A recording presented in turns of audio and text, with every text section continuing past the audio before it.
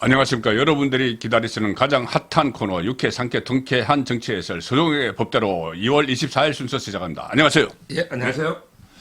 자, 지금 민주당은 완전히 이 공천 파동을 극심하게 겪고 있는데 그 중에서도 지금 주로 친명 위에 찐명이 있고 찐명 위에 이재명의 변호사가 있다. 이 지금 기사를 서종국 변호사 방송에서 하시는 말씀을 듣고 제가 어떤 생각을 했냐면은 그때 한번 서종국의 법대로 나오셔가지고 도대체 이재명의 변호사비는 어디서 충당을 할까? 그때 이제 6명이라고 하셨거든요. 그런데 이게 아주 선임료가 비싼 변호사들이라서 한 사람이 1억 원 줘야 될 텐데 그러면은 한 달에 월 1억, 그러면 한 달에 6억.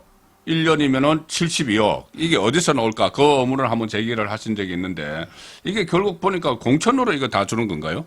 지금 이제 두 가지 직업 방법이 직업 방법이. 예. 현재 그 정치의 뜻을 둔 예. 이런 사람은 이제 공천으로 주는 거고. 정치에 뜻을 두면은. 그다음에 예. 정치 안 하고 이제 예. 진짜 변호사만 열심히 하는. 예. 예를 들어 이제 LKB나 김종건, 예, 예. 그다음에 이성엽, 예. 그 외에도 이제 판사 출신들이 좀 있어요. 이분들은 돈을 진짜 줘야 되거든요. 줘야죠. 근데 예. 이재명의 재산을 제가 매년 추적하는데 예. 화수분이야. 화수분은 이제 아무리 써도 소선화가 안 주는 거죠. 그렇죠. 줄어들지 않죠. 결국 저는 이미 대장동의 저수지에서 현금이 예. 상당히 있으니까 그걸로 이제 주고, 그다음에 나머지는 이제 배지로 주고, 예. 변호사비는 이제 이원화 시킨 거죠. 예, 예, 예. 이렇게 보이고, 예. 지금 이제 참고로 이재명, 정진상, 김용 변호사는 한 몸이다. 자기들끼리 다 공범이잖아요. 네, 그렇죠. 그래서 이제 아마 서로 소통하면서 예. 같이 변호하는 거예요. 그러니까, 정진상 예. 변호가 이재명 변호입니다. 그렇죠. 어차피 뭐 한 공범들이니까. 예. 예, 예. 그러니까 이제 굳이 3명 변호인을 구별할 예. 필요는 없고, 예. 지금 이제 은밀하게 구별하면 예, 예. 이재명 변호사 중에 배지가 건접한 거는 이제 광주의 박균택 고검장 이분이 다 출신. 수사에 입회했죠. 수사 입회하고 수사 계획도 짜고 그다음에 조사 끝나고 나와가지고 브리핑 할 때도 옆에서 또 추가 브리핑하고. 예. 그때 뭐 경찰청장, 운전면허증 경찰청장 그 사람이잖아요. 그렇죠. 엉터리 같은 그 비호를 맞아요. 했던. 예. 근데 이런 분 고검장 출신이죠. 예, 예, 예. 제대로 이제 선임하려면요. 이분 혼자만 한 10억 이상 줘야 될 겁니다. 몇 년 동안 선임하려면. 재판 끝날 때까지. 그럼요. 예, 10년. 10억. 예, 예. 10억이 많은 게 아니에요. 김만배 쓴 거 보세요. 그렇죠. 김만배가 이제 태평양이 돈 맡긴 다 떨어져가지고 예, 예. 지금 이제 돈이 다 떨어졌다는 거예요. 예, 저는 금액이 배지 값이 예. 10억이네. 몇십억 될 거 아니에요. 예. 그렇잖아요. 배지 하나 받으려면. 그렇죠. 광주니까. 박균택. 예. 그다음에 금천구에 예. 조상호라고 있잖아요. 조상우 있죠. 여기 7명이 되는데 거기에 예. 조상호가 최기상 현역관대 1대1로. 예. 근데 공관위원장이 빅매치입니다 이랬거든. 그렇게 이야기했죠. 예. 그리고 임백백 조상호를 계속 띄우잖아. 네. 그러면 이제 최기상보다 이제 조상호가 유리한 거죠. 금천은 공천단목의 당선이잖아. 그럼요. 금천은 지금 민주당이 아주 세가 강한데요. 예. 예. 그래서 이제 서울 이재명 금천구입니다. 예. 2명 있고. 예. 그다음에 또 재밌는 게요. 정진상 변호사가 예. 2명이 있었거든. 예, 예. 근데 보통 우리가 이제 이근태가 유명합니다. 이근태. 예. 정진상의 변호사 이근태. 근구가다 할 때. 예. 태. 이분이 부천 가벌병 할 때 병이에요. 부천병. 거기에 김상희라고 있잖아, 사선. 예, 예, 예. 유명하죠. 예. 국회의장도 했죠. 예. 예. 김상희하고 이제 붙는데 제가 보기에 이근태가 무조건 되게 돼 있어요. 왜요? 빅매치라고 하고 워낙에 이재명 정지성의 변호인이라고 워낙 유명해서. 그러니까 이게 빅매치라는 말이 임혁백 공관위원장이 경선 지역을 발표를 하면서 유독 이재명의 변호사가 나가는 지역은 여기는 빅매치 지역입니다. 이렇게 해요. 사실 이재명의 변호사는 박균택도 그렇고 전부 다 이 정치 신인인데 현역하고 붙이면서 빅매치다 하는 거는 그 지역에 이재명의 의중에 실린다는 그 말을 하는 거잖아요. 그러니까 근데 이근태가요. 예. 좌파 중에는 이 드물게 특수통으로 유명합니다. 중앙지검의 특수부장부터. 예. 그러니까 이런 변호사를 진짜 선임하려면요. 정진상 재산 2배 주도 안 돼. 그래요? 정진상 재산이 몇 억 안 되잖아. 예, 예, 신고 재산이 얼마 안 돼. 예. 정진상은. 근데 이런 게 특수부의 검사 출신 정관 정진상이 쓰잖아. 배지 이거는 그렇네. 배지라 봐야 돼요. 아, 이근태는 예, 예, 예. 다 그래 봐요. 예. 이근태가 이게 핵심입니다. 예. 정진상의 예. 특수부 검사니까. 음. 요것도 이제 저는 배지 거래 의혹이고 예, 예, 김상희. 예. 그다음에 정진상 중요한 변호사가 언론이 주목 안 한. 예. 저는 이제 계속 이 변호사를 주시했는데 기존의 언론은 모르는데 예. 김동아 김동하. 동하. 동아주 예, 예. 동아 동하 씨 할 때 동하. 예. 여자 같은데 남자입니다. 아, 예, 예. 예. 김동아는 이제 우리가 옛날부터 제가 오래전부터 주시했어요. 김동하 변호사. 예. 분명히 이재명하고 예. 정진상의 한 라인이 있다. 그 따로 그러니까 정진상은 구속돼 있다가 이제 보석으로 나와서 전자 발찌 차고 사람들 못 만나게 돼 있잖아요. 예. 못 만나게 돼 있고 연락도 못 하게 돼 있고 공범인 이재명과는 더욱 못 하게 돼 있는데 그때 그 서울 형사지법 33부에서 김동현 판사가 이재명이 정진상 한번 안아볼 수 있을까요? 하는 거는 그러세요 해서 둘이 딱 안으면서 그 순간에 우리 끝까지 지켜야 돼. 무언의 그 교감을 나눴다 이런 말이 나왔던데 그 정진상과 이재명이 연락을 하고 있단 말이죠, 그러면. 그럼 지금 이게 예. 정진상이는 예. 이재명의 위정 교사 빼고 모든 범죄의 공범입니다. 그렇죠. 예. 자 그렇다면 이게 서로 말을 맞춰야 되고 변론도 같이 해야 되잖아. 예. 그러면 이제 그 일반인들 면회 가면 녹음이 되죠. 다 되죠. 그리고 이제 워낙 거물급은 변호해야 되니까 예. 거물급은 이제 그 매일 갈 수는 없잖아. 그렇죠. 그러면 이제 어린 변호사 보통 우리 이걸 집사 변호사라 그래. 신분을 많은 집사. 예, 저도 대충 알아요. 그러니까 저희들이 알기로는 이제 집사 변호사, 접견 변호사 해서. 그렇죠. 그러니까 변호사가 그 접견을 가면은 상당히 자유롭잖아요. 예. 구치소 안에 있는 사람이 자유롭잖아요. 완전히 자유롭죠. 그러니까 자유로운 시간을 좀 주기 위해서 말벗도 하고 해서 과거에 이게 재벌 회장들이 많이 쓰죠. 그렇죠. 그리고 또 한번 그 보도가 된 적이 있어요. 뭐냐면은 이것을 뭐 비하하는 게 아니고 젊은 여성 변호사를 그 선임을 해서 주로 거기 가서 말벗이 되게 한다. 이런 이야기도 한번 있었어요. 보도가 됐어요. 말벗 플러스 예. 이재명의 메시지를 전달하고 답을 받아와야 되잖아. 이게 중요한 메신저. 그러면 말벗이야 뭐 또 누가 아무나 하면 되지만 서로에게 소통을 해야 되잖아. 이재명하고 정지상이가 그렇죠. 교도소에 있는데 그럼 이게 변호사 외에는 힘들잖아요. 그러면은 김동아 변호사가 양쪽 다 변호인으로 등록이 돼 있는 거죠. 양쪽은 등록을 못 하죠. 양쪽은 못 하죠. 근데 그러니까. 정진상이 변호인 등록돼서 예. 매일 접견 가면 예. 이재명이가 뜻을 받들어서 정진상한테 전달하고 그러면 정진상이 뜻을 또 이재명한테 답하고 예. 요 역할을 하는 거죠. 그러면 이재명하고는 따로 이제 연락 채널이 있다는 거죠. 이재명하고는 이제 얼마든지 밖에서는 자유로워. 그렇지. 이재명은 구속이 안 돼 있잖아요. 그렇지. 김동화와 이재명은 자유로우니까 전화도 하고 다 하는 거죠. 둘이는 몰래 얼마든지 만날 수 있는 거니까. 정진상하고 접견만 하면 되잖아요. 예. 이재명이가 구속되면 이제 양쪽에 변호사 둘이 필요하지만 예. 이재명이는 밖에 있으니 이 역할을 옛날부터 누굴까? 저기 여러 루트로 김동완 변호사다 이랬는데 접선 변호사네. 접선 변호사. 메신저라 봐야죠. 서로 비밀. 메신저 변호사. 근데 김동완가 평택갑에 평택갑이 단수로 원래는 이게 홍기원 지역구예요. 민주당 홍기원 지역구인데. 거기 김동완을 평택갑에 공천하려고 2배수까지 갔다가 어제 저녁에 금요일이죠. 어제 오늘 토요일이잖아요. 어제 저녁에 갑자기 사퇴했어요. 비난 여론 때문에. 이 변호사가 이제 87년 어린애입니다. 87년생. 그다음에 이 건국대학교 학사노가 정관도 아니고 신분은 많으니까 메신저니까 변론을 할 수가 없잖아요. 그렇죠. 변론은 전부 판검사 정관들이 하거든. 아니 사퇴를 뭘 사퇴를 했다고? 후보자. 후보자에서. 그러니까 왜 사퇴를 했죠? 후보자에서. 비난 여론이 어제부터 신문에 조선일보 사설에도 6명 나왔잖아. 6명 나왔죠. 6명 중에 김동화가 있는 거예요. 그러면 평택갑 이게 김동화입니다. 근데 실명은 안 가죠. 저는 실명을 원칙으로 하잖아.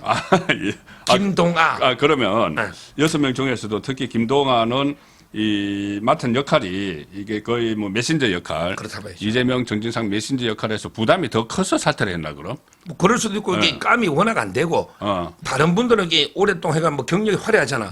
근데 김동완은 이제까지 비밀로 좀 이름이 거의 안 드러났잖아요. 그러면 김동완은 이 다른 변호사들이야 뭐 실질적으로 뭐 역할을 많이 하고 해서 공천도 받고 하지만 김동완은 지금까지 감춰져 있었는데 거의 감춰져 있었는데 갑자기 이게 이슈가 돼 버리면은 김동완은 별로 역할도 없었는데 거기에 공천을 준다. 그럼요. 뭐 이 대표적인 사례가 돼버리네. 그렇죠. 아. 대표적으로 이게 정진상 변호인으로 돼 있는데 예. 실제는 이제 이재명하고 정진상 사이에 메신저다. 신부름꾼이다. 이렇게 보면 되는 거예요. 왜 정진상이하고 이재명이 매일 소통해야 되잖아. 그 연결고리가 있어야 되잖아요. 그러니까 그게 부담이 돼서 이제 사퇴를 해버린 거네. 그렇죠. 후보직을. 이렇게 두 명이 있고요.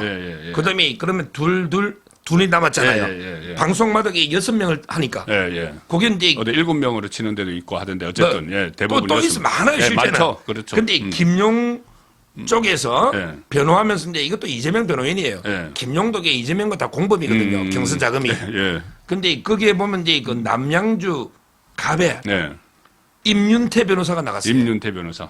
임윤태는 이제 이재명의 오랜 변호사입니다. 제가 잘 알죠 개인적으로. 개인적으로 인연이 저하고 많아요. 근데 옛날부터 이게 좌파로 이재명의 골수 지지자인데. 근데 거기 나갔다 그 김용을 변호했는데 어디 갔냐면 이게 남양주 갑에 가요. 갑에 누가 있어요? 최민희. 최민희가 찐명이잖아. 찐명이 위에 변호사 있다고 최민희 이제 큰일 난 거예요. 찐명이의 변호사. 찐명이 변호사 있다는 대표적인 계좌는 최민희 지역구에 나간 거예요.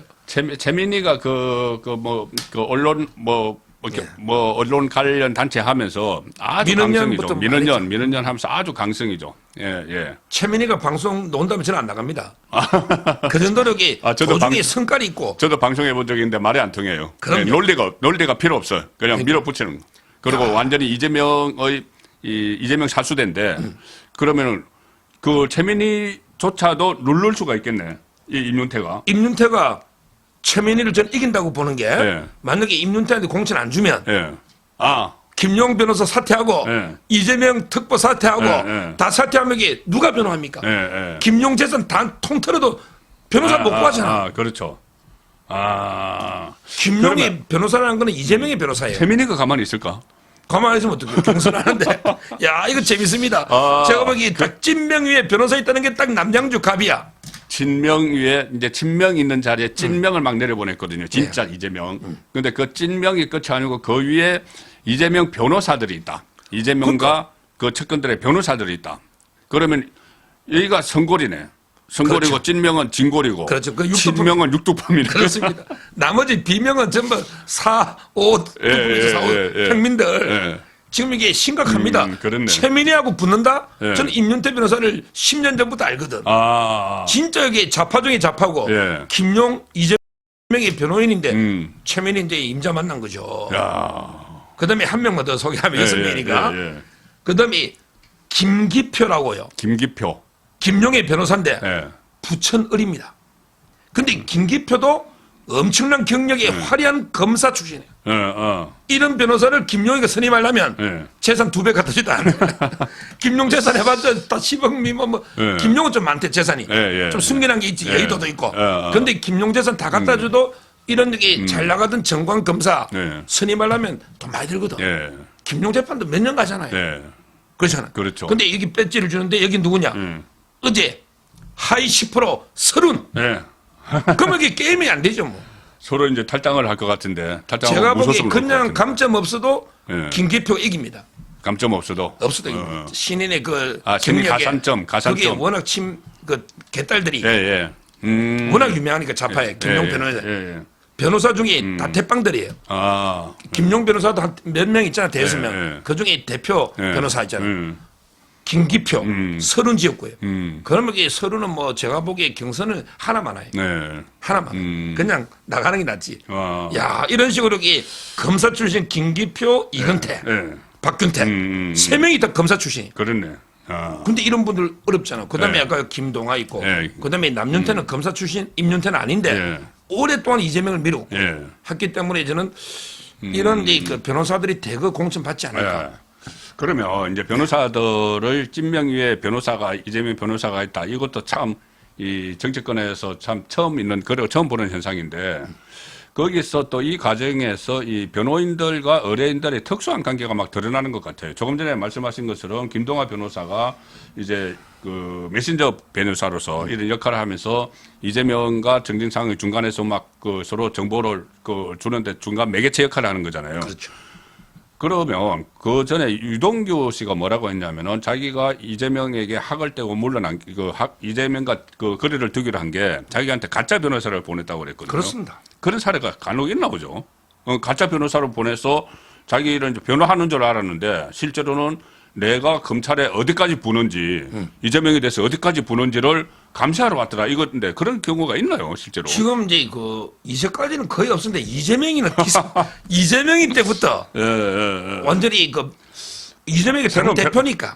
그러니까 이제 당의 법률지원단이나 법률특보도 있잖아. 당에 보내가지고 도와주는 것처럼 하면서 감시하는 거고요. 그거는 이제 그 변호사법 위반이고. 그다음에 6명 있죠. 요거는 이제 그 정치자금법 위반으로 봅니다. 아, 그러니까 이거 뭐 처벌 소지가 돼야 되죠. 왜 그러냐면 이 정치자금이라는 게 이재명이가 공무원이 아니니까. 아, 공직자가 아니니까. 뇌물을 안 내고. 정치자금이라는 게 돈만 받는 거에 문제는 아니고. 예를 들어 이제 여러 가지 뭐 용역을 싸게 무료로 받는다든지 변호사도 이게 서비스잖아요. 용역. 그리고 이게 논리적으로 보면 변호사비 1억 줄 걸 500만 주고 9,500 대신에 공짜로 받고 배지 주면. 그렇죠. 이거는 이제 줘야 될 돈을 안 준 거잖아요. 이거는 정치 자금이 맞아요. 따라서 이제 이 부분은 저는 범죄로 수사해야 되고 옛날에 그 이태형이라고. 이태형 변호사 20억. 제일 먼저 그 이재명을 변호사비 대납 사건 변호했고 해경군 김 씨를 변호했죠. 해경군 김 씨가 그때 문재인 욕할 때 그거는 이제 그 이태영 변호사가 이제 그 사실상은 이제 무마식 있잖아요. 우리 수원지검에 그렇죠. 정관이죠. 근데 그때 이태영 변호사 사무실에 변호사가 5명 있었거든. 근데 그 중에 4명이 쌍방울의 사회에서 간 거예요. 아, 사회이사로 갔죠. 그래서 그때 뭐 변호사비 대납 사건 김성태가 그때 연루됐다는 이야기가 그게 났잖아요. 대납이에요. 저는 그게 1차 쌍방울 변호사비 대납이 이태영부터 이재명 변호인들 다 사회에서 시켜준 거. 그다음에 이번에 2차 파동이 공천 5명. 첫 번째는 사회 이것 때 진화했네. 진화를 했네. 사회이사 주다가 공천으로. 지금 배지 주는 거죠. 아, 진화한 거네요. 그러면 이게 그러니까 문재인은 예를 들어서 그 이상직한테 이제 공천을 주고 중진공하고 그렇죠. 공천을 준 게 이 그 딸 그 편히 봐주는 대가로 준 게 이거는 이제 뇌물이 되는데 문재인은 공직자니까. 그 뇌물이에요. 사창호 국회의원은 공직자 아닌가요? 이재명이는 이제 그 당대표 공천은 이제 당대표의 권한이니까 직무 관련성 면에서 국회의원으로서 준다기보다 당의 대표로서 공천을 주는 거니까 아마 정치자금법으로 보는 게 직무 관련성이나. 직무 관련성으로 보면 그런 측면에서 그렇죠. 보면. 공천권은 당대표에게 있으니까는. 그렇죠. 근데 문재인이는 뇌물이고 참고로 그 문재인 이야기하니까 문다혜가 그게 고양이가 뭐 논란나느냐 이런 거 있잖아요. 좋아요. SNS, 그 이재명 사창. 사당화. 눌렀는데 문재인이 좋아요 눌렀는데 해명을 하기는 고양이가 다니다가 눌렀다. 그 전에도 한번 고양이가 눌렀다고 이게 그랬어요. 4번째예요. 그 고양이 누른 게. 이준석이 비판 걸, 그 다음에 이재명 비판 걸, 그 다음에 옛날 박영선 비판 걸도 있었거든요. 이게 논란이 4번째인데 전부 고양이가 고양이가 했다. 눌렀다. 근데 고양이 정체가요. 제가 이제 그 깊숙이 궁금해서 그 문재인하고 잘하는 그 좌파편을 물어봤더니 누구랑 말씀을 하지 말고 자기들은 의심하더라고. 혹시 이게 그 딸이 아닌가? 문다혜 씨가 SNS를 상당히 많이 해요. 눌러놓고 문제되고 간 딱 여론 보고 고양이한테 책임 떠넘기고 그런 의혹이 있다는 겁니다. 고양이는 고양이의 정찰에 문다혜일 가능성이 높다. 단정은 안 합니다. 높다. 저도 그게 한 표 던집니다. 문다혜 씨가 SNS를 많이 해요. 많이 하면서 그 뭐 자기 아버지 이 뭐 좀 고초를 겪을 것 같아 얼마 전에 막 그런 SNS도 막 올렸거든요. 수사가 막 다가오니까는. 그러면 충분히 그럴 합리적 의심은 드네요. 고양이가 4번으로 눌렀다고 고양이가. 좋아요를 이게 고양이가 다 읽어보고 딱 이게 그 여론에 맞게 하는 거. 아인슈타인보다 이게 더 IQ가 뛰어난 고양이도 그거는 못해요. 합리적 의심. 저는 사람이 고양이를 이용했다 봐야지. 고양이는 문다혜였다 하고 물음표 치겠습니다. 물음표 치다. 근데 제가 여러 군데 취재해보니까 다 그렇게 이야기해. 좌파 패널들이. 합리적 의심이네. 그래서 조금 전에 제가 말씀드린 것 중 하나만 더 여쭤볼게요. 한동훈 그 비대위원장이 이 변호사들 찐명 위에 있는 변호사들을 두고 2가지 문제를 제기했거든요. 하나는 지금 말씀하신 공천 대가, 공천 대가로 선임료를 공천료로 그냥 줘버렸다, 퉁쳤다. 또 하나는 왜 이 사람들을 공천을 줘야 되냐 하면은 입마감을 해야 된다. 변호인들은 의뢰인에 대해서 많은 것을 알고 비밀을 알고 있기 때문에 이 사람들을 공천을 주는 거다. 이 이야기를 했거든요. 네. 그것도 일리가 있는 거죠. 지금 이제 딱 정확한 지적이에요. 변호인들은 의뢰인 다 알죠. 뭐. 왜냐하면 이게 변호인은 모든 기록을 복사해서 다 볼 수가 있잖아. 그렇죠. 거기에 보면 유동규 진술, 그다음에 김인섭의 진술, 이화영의 진술 다 볼 수가 있잖아. 다 보면 모든 자료가 또 첨부돼 있잖아. 증거가. 그러니까 대북 송금 같으면은 이재명 것뿐이 아니고 이하영 재판까지 다 이렇게 모든 기록을 다 복사해가 볼 수 있죠. 그러니까 백현동 같으면 김인석 것까지 다 볼 수가 있고. 그럼요. 그게 모든 기록을 다 복사할 수 있잖아요. 그렇죠. 방어권이고 우리가 정의심을 해야 되니까. 그렇죠. 그러니까 근데 이재명이 숨기고 싶은 부끄러운 부분들이 다 나옵니다. 전과 기록도 다 봅니다. 저도 재밌는 게요. 그래요? 아니 의뢰인이 저한테 상담할 때는 아무 말 안 해. 근데 우리가 기록을 다 복사해 봤더니 제일 앞장에 전과가 나와. 전과 구범이야. 와, 음주 측정 불한 것도 전과 구범이야. 그러니까 이제 당신은 왜 전과 이야기를 안 했어? 그랬더니 뭐 변호사인데도 상담할 때는 이야기 안 하잖아. 근데 그 전과 조회까지 우리는 다 봅니다. 이재명의 전과도 뭐 공개된 게 사범인데 여기 모르죠. 뭐 하여튼 모든 걸 다 볼 수 있다는 거예요. 그러면 과거 이제 전과로는 기록 안 되고 이제 뭐 훈방된 거나 뭐 벌금이나 뭐 어릴 때 오줌 싸가 된 것까지 다 나옵니다. 가태료. 나온다고 하더라고요. 그러니까는 이 수사관들도 볼 수 있는 수사관들을 볼 수 있는 그래서 이 비밀스러운 걸 다 알니까는 만약에 그러면 이 사람들 중에서 공천 못 받은 사람들이 지금 자기들은 공천 받을 줄 알고 6명 나가 있는데 공천 못 받으면은 이거 그는 까버릴 수도 있겠네요. 공천 못 받으면 이게 또 다른 자리에 어떻게 무마하거나 도저히 안 되면 무마를 해야 되네. 예, 도저히 안 되면 뭐 돈으로 줘야죠. 대장동에 돈으로 줘야지. 대장동 돈으로. 근데 아까 그러니까 공천으로 이게 변호사 수임료를 이제 주는 사람도 있고 함부로는 아마 돈을 줘야 될 거라고 하셨는데 그거는 지금 저희들이 막연하게 뭐 어떤 추측을 할 수밖에 없는 상황이죠. 저 대장동에서 저수지에서 빠져나간다. 지금 대장동 저수지는 사실 김만배가 소유하는 거잖아요. 지금 이제 그 김만배도 있지만 그 외에 실제 이제 워낙 그게 액수가 천문학적 돈이고 다른데 이제 지금 이게 대장동만 있습니까? 지금요. 그렇네. 백현동 맞아요. 저는 이제 그 백현동이나 대장동 그다음에 이거 위례 이것도 있는데 제가 제일 의심하는 거는요. 요즘 이게 성남지청에서 지금 조사는 끝내놨어. 기소를 안 하는데 바로 이게 그 판교 힐튼 호텔. 힐튼 호텔 이야기 계속 넣어줘. 이게 5단계 올려준 거잖아. 백현동 4단계잖아. 그렇죠. 거기 힐튼 호텔에 피의자 2명이 있거든요. 하나가 이제 그 황승택입니다. 얘가 이제 시행사도 하고 용역 다 했잖아요. 황승택. 근데 둘이 공범자로 고소된 게 안태준이야. 안태준. 안태준이가 이제 이런 말이 나오죠. 경기 도시공사 있잖아. 리틀 이현욱 밑에 그 부사장 했던 안태준이가 누구냐? 지금 이제 광주 의뢰 1위입니다. 문학진의 보좌관인데 문학진이를 이기고 그렇죠. 31%, 문학진 10%. 그러니까 이재명이가 전화해가지고 문학진한테 형님이 꼴찌입니다. 형님 꼴찌입니다. 이게 안태준이야. 안태준이가 문학진의 보좌관 출신. 판교 힐튼 호텔. 그렇죠. 안태준이 문학진의 보좌관. 그렇죠. 그 같은 사람이네요. 그 안태준입니다. 저는 알잖아. 안태준의 정체가 그 판교 힐튼을 또 5단계. 그게 가장 피고소인. 이미 고소를 2번 됐어요. 안태준이가. 거기에 저는 오히려 이제 그런 게 저수지가 아직 발견 안 된 저수지 있잖아. 우리 사만시대 김제의 벽골제 어떠고 어림지 제천에 저수지가 몇 개 있지만 발견 안 된 저수지 많잖아요. 저는 이재명의 자금은 무궁무진하다 봐요. 무궁무진하다 봐요. 거기 재산이 안 줄잖아요. 그 말씀하니까 또 하나 생각나는데, 저는 역시 그 서정우 변호사님 이야기를 들으면 막 줄거리가 만들어져요, 줄거리가.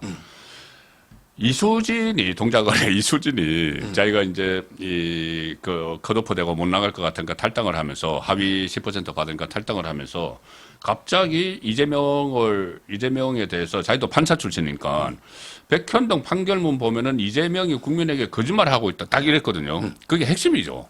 지금 이제 그 이수진이가 판사인데 아무리 그래도 판사죠. 근데 그 양은경 기자라고 TV조선하고 조선일보에 제가 친하거든요. 그거는 이제 이수진 말을 기사로 써놓은 게 있어요. 저는 세 가지 점에서 이제 명백 거짓말인 게 첫째는요. 김인섭이는 이제 그 2006년에 도와주고 연락도 안 된다 했잖아. 아, 그렇지. 근데 이 판결문 보면 2014년 재선 때까지 김인섭이가 사무실 얻어주고 맞아요. 쪼개기 후원해주고 그다음에 단일화까지 시켜줍니다. 역할을 계속한 거예요. 오랜 친분이 있다. 이제 판결문에서 그걸 이제 찾아낸 거네. 그걸 이게 판결문은 특수관계라고. 특수관계라고 했죠. 정진상, 이재명, 김인섭 특수관계라고 했죠. 그게 그 판결문에 중요하게 있고요. 그다음에 두 번째 판결문에서 그 이재명이는 이제 국토부의 협박 때문에 4단계 올렸댔잖아요. 근데 이거는 판결문은 그게 아니고 이재명 이름이 열 몇 번 나오거든요. 정진상이가 20몇 번 나와. 김인섭 씨의 로비 때문에 77억에 한바 로비 때문에 4단계 올려줬다. 이게 노블이잖아. 그건 나왔죠. 그러면 이재명은 끝났지 뭐. 그다음에 마지막 세 번째가 이런 김인섭의 그 불법 이것 때문에 성남시가 200억의 피해를 봤다. 그렇죠. 그 배임 성남도시개발공사가 200억 최소 배제해버렸기 때문에. 그러면 이게 이재명이가 지금 200억 배임이잖아. 그러면 이게 미리 보는 이재명의 그 판결문을 그대로 판사가 복사해가 붙이고 거기에 이재명만 형량만 정하면 되거든. 그렇지. 그게 무기징역이야. 그거 맞아. 무기징역이. 근데 이수진이도 판사가 흥분해서 판사가 흥분해가지고 아니 5억 넘으니까 무기징역 이게 아니고 50억이 넘어야 돼. 50억 넘어야지. 5억에서 50억까지는 징역이고 아래고 50억이 넘으면 5년 이상 무기징역이야. 판사 그만두지 좀. 이수진도 아니 흥분한 거지. 흥분했어. 그 제가 방송에 바로잡기는 그렇고 뭐 틀린 말은 아니지. 5억이 넘는데 근데 5억에서 50억 구간이 있고 200억이잖아. 50억이 넘으니까 최고 무기징역이다. 여기 정확한 표현이야. 그렇죠. 그래서 또 이수진 저번에 서정욱 변호사께서 이 처음부터 김인섭 재판을 기다리면서 판결을 기다리면서 이것을 미리 보는 이재명 재판 판결이다 말씀을 계속 하셨거든요. 그런데 실제로 그 김인섭 재판부 보니까는 전부 전에 이야기한 특수관계 이런 걸 다 이야기했어요. 그런데 제가 이제 방송에 나가서 하는데 이 좌파 패널 중에서 변호사가 이런 이야기를 하는 거예요. 그 판결하고 그 판결을 직접 이 판결에 그대로 대입 안 할 수도 있다. 그 김인섭 판결은 판결이고 여기서는 이재명은 그거 별개로 또 뭘 할 수도 있다고 하는데 이수진은 자기 판사 경험으로 인해서 그 판결로 그대로 옮겨갈 거라고 이야기를 하더라고요. 근데 그 좌파 패널이 누군지는 모르겠는데 제가 딱 단언합니다. 그 좌파 패널은 판결을 안 봤습니다. 안 봤어요. 안 보고 이제 그냥 이재명 편드는 거죠. 이거는요. 봤어도 억지로 막 그렇게 할 수가 있겠네요. 안 봤을 거예요. 대부분 안 보고 이야기해요. 좌파들은 공부 안 합니다. 실제 그렇잖아요. 그래요. 지금 이제 그 판결문에 사실관계 기초사실이라고 얘기했거든요. 이게 다를 수가 없어요. 이거는 이제 그 다 다르면 고등법원 대법원에서 바로 잡습니다. 따라서 이제 모순되게 판결할 수는 없다. 대법원 있잖아요. 그걸 3심자가 있는 거예요.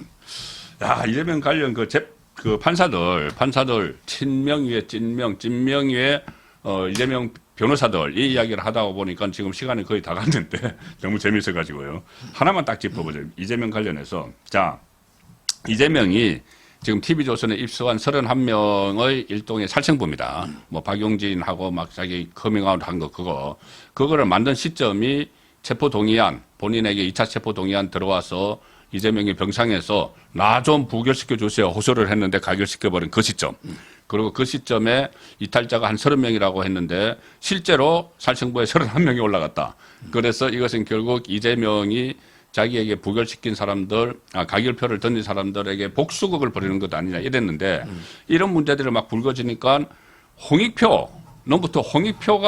일종의 선상반란을 일으키고 있죠. 홍익표. 네, 홍익표는 지금 실제로 친명이 아닙니다. 그 대선 때는 자기가 중진위원이니까는 그 직책을 맡았어요. 정책 본부장 맡았는데 실제로는 이낙연 캠퍼의 정책 총괄을 했고 대선 후보 경선 때 이낙연 대표 때 정책 여장을 했고 지금 그 퇴출당할 위기에 있는 그 임종석과 특수한 관계예요. 그렇습니다. 한양대학교 그 운동권 그 1년 차이예요. 그러다가 임종석 지역구를 물려받았거든요. 중성동갑. 그리고 임종석이 다시 중성동갑이 오려고 하니까는 홍익표가 자리 내줄게 하고 서초로 가려고 하는 거예요. 그렇습니다. 그러면은 완전히 형제인데 형제를 치려고 하니까는 반란을 일으킨 것 같은데 이제 홍익표 반란 전에 있고 아까 그 체포동의안. 예, 체포동의안. 그거부터 이게 좀 말씀드리면 지금 이제 그 하위 20%가 31명. 네, 31명 지금 TV조선이. 예. 10% 2% 아래 돈. 그때 그 체포동의안 이재명이 구속돼야 된다. 예. 저는 반란표라고 안 보고 정의표. 예. 정의 법치에 따라 정의. 그렇죠. 정의표죠. 네, 정의표죠. 예.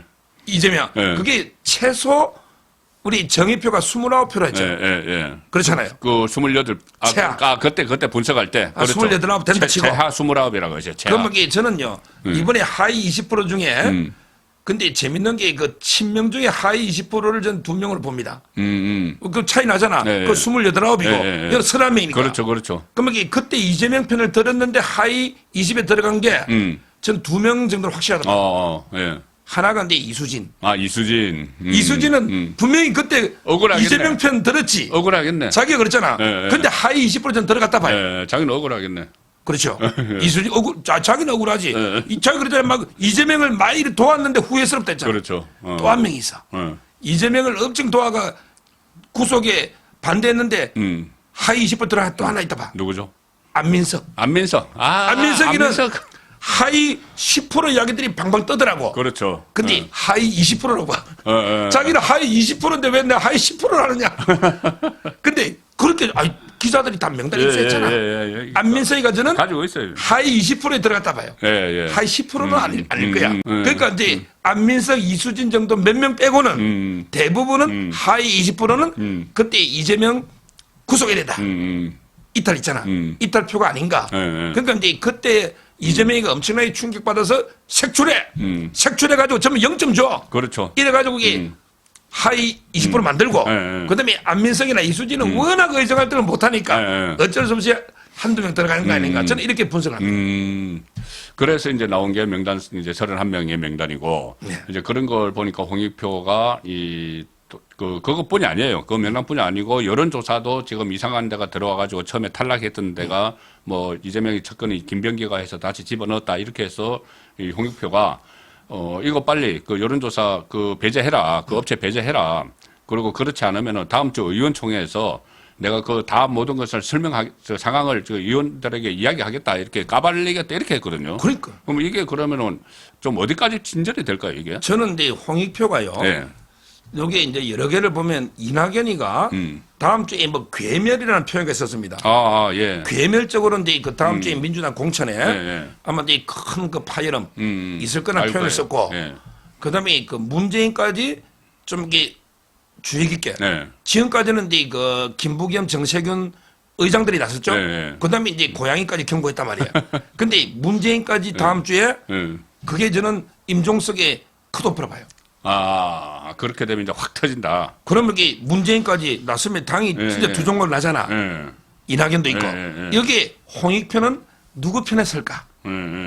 제가요, 홍익표를 잘 알아요. 왜? 그렇죠. 제 친구가, 제 결혼식 할 때 사회 본 친구가 김동성 의원이었어.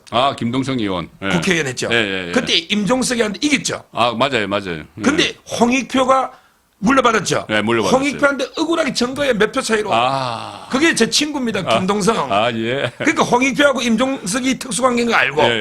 근데 문제는 홍익표가 지금 서초월에 가 있잖아. 서초월에 가 있죠. 서초월에서 자기는 된다고 생각해. 그게 어떻게 돼요? 근데 아니요. 그 서초월이 만만치 않아요. 그러다가 홍익표가 원내대표 하면서 막 약사들 민원도 해결해주고 그 동네 아줌마들한테 인기 있어. 서초월에서. 근데 거기 빨리 박성중하고 신동욱 앵커 있잖아. 그거 지금 빨리 공천 제대로 해야 됩니다. 그렇네. 그 만만한 지역은 아니에요. 그래요? 홍익표가 얼굴도 뭐 반듯하게 생겼잖아. 그래서 이제 그 홍익표가 저는 합리적으로 상당히 선거운동을 하고 있어요. 그러니까 저는 아마 갈등이 되면 홍익표는 이재명하고 갈라선다 봐요. 갈라선다. 이재명 똘만이 돼가는 게 서초는 안 돼. 서초에서 그렇지. 서초에서는 이재명 똘만이면 안 되지. 오히려 반 이재명의 기치를 들면 오히려 자기가 본선에서 유리하다 보는 거예요. 거기다가 임종석이하고 특수관계 아니에요. 임종석은 의뢰도 좀 지켜야죠. 그 이재명이는 송영길이가 지역권 넘겨준데 배신하잖아. 근데 홍익표는 임종석이가 넘겨줬거든. 그렇죠. 그 배신하기 어렵잖아. 따라서 저는 홍익표가 이제 이미 선상반란의 주모자예요. 완전히 의총에서 그러더라고. 그 특히 은평에 또 하나 있잖아. 은평에. 그 김우영, 네, 김우영, 강병원 지역구, 강원도 갔다가 다시 이제 그 컴백 시켜가지고 뭐 강원도의 도당 위원장까지 하고 강릉시장 놓던 이 김우영이가 친명이잖아. 네, 그 문제를 제기를 했죠. 제기했는데 의총에서 세게 제기했더라고. 그러면 김우영이가 더민주혁신의 의장까지 했잖아. 거물이잖아. 초강성이죠. 저는 홍익표와 이재명이도 완전히 갈랐습니다. 여기에 한 표를 던집니다. 알겠습니다. 이게 다음 주에 지금 민주당이 어떤 뭐 화산 폭발 같은 상황이 일어날 수도 있습니다. 다음 주 한번 지켜보시고 잠시 후에 2부에서는 지금 오늘 1부에서는 너무 이재명 이야기만 했는데 우리 지금 그 아주 상승가도를 달리고 있는 국민의힘 그리고 윤석열 대통령 또 한동훈 비대위원장 중심으로 이야기를 나눠보겠습니다. 1부는 여기서 마칩니다. 고맙습니다. 감사합니다.